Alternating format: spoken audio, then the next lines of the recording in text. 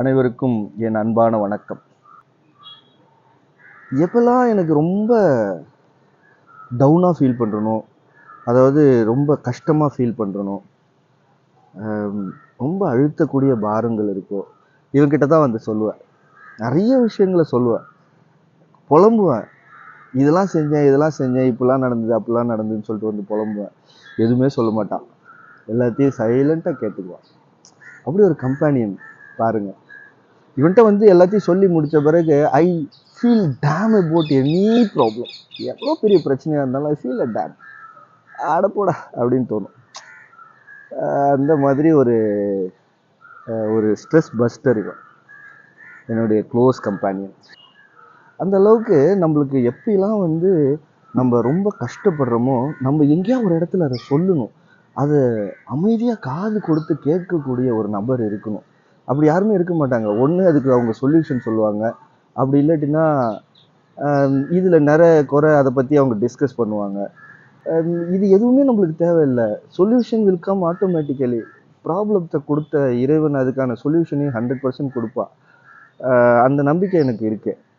அதனால சொல்யூஷன்லாம் வேண்டாம். ஆனால் அந்த பிரச்சனைகளோ இல்லாட்டினா ஒரு கஷ்டங்களோ நம்ம மனசை ரொம்ப அழுத்துறப்போ அதை மனசுக்குள்ளேயே வச்சிருக்க அது ஒரு பெரிய ஒரு ப்ரெஷராக போகும், ஸ்ட்ரெஸ் ஆகி போகும். அதை வெண்ட் அவுட் பண்ணணும்ல. அப்போது நம்ம அது யாராச்சும் ஒருத்தர் தேவை சைலண்ட்டாக கேட்குறதுக்கு. மனுஷங்க யாருமே அப்படி கேட்க மாட்டாங்க. இப்படி இவெல்லாம் அப்படி இல்லை, நம்ம என்ன சொன்னாலும் கேட்டுக்குவான். நிறைய தடவை திட்டிருக்கேன், கோவத்தில் அடிச்சிருக்கேன், எதுவும் சொல்ல மாட்டான். அவ்வளோ ஒரு ரொம்ப சமத்து. வந்து கோவம் வந்ததுன்னா அடிச்சிடுவேன் இவனை. வேற யாரையும் அடிக்க முடியாது பாருங்களேன். அது அடிக்கிறதும் தப்பு, வயலன்ஸ். பட் இது நம்மளுடைய மனசு, நம்ம மனசை நம்ம அடிக்கலாம். அந்த மாதிரி தான் இவன். அது மாதிரி நடந்திருக்கு. அதுக்கப்புறம் ரொம்ப சந்தோஷமா இருக்கிறப்ப கக்கப்பன்னு சிரிச்சுக்கிட்டு இவங்கிட்ட ஏதோ சொல்லுவேன், செம சந்தோஷமா இருக்கேன்னு சொல்லிட்டு கண்ணாமண்ணான்னு ஏதாவது சொல்லுவேன். அவன் அப்பயும் சைலண்ட்டாக பார்த்துட்டு தான் இருப்பான் நம்மள. அந்த மாதிரி வி நீட் அ வெண்ட். எங்கேயோ ஒரு இடத்துல நம்மளுடைய கஷ்டங்களையும் சந்தோஷங்களையும் கொட்டுறதுக்கு ஒரு இடம் வேணும். அது மனிதர்களாக இருக்கும் பட்சத்தில் அது ரொம்ப பெரிய சந்தோஷம். ஆனால் பெரும்பாலும் மனிதர்கள் அப்படி இருக்கிறது இல்லை.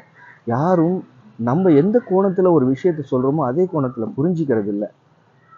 அதனால நம்ம மனசுக்குள்ளேயே நம்ம பேசணும், வாய் விட்டு பேசணும். அதுக்கு இந்த மாதிரியான இயற்கையும் அன்பு தோழர்களும் ரொம்ப முக்கியம்.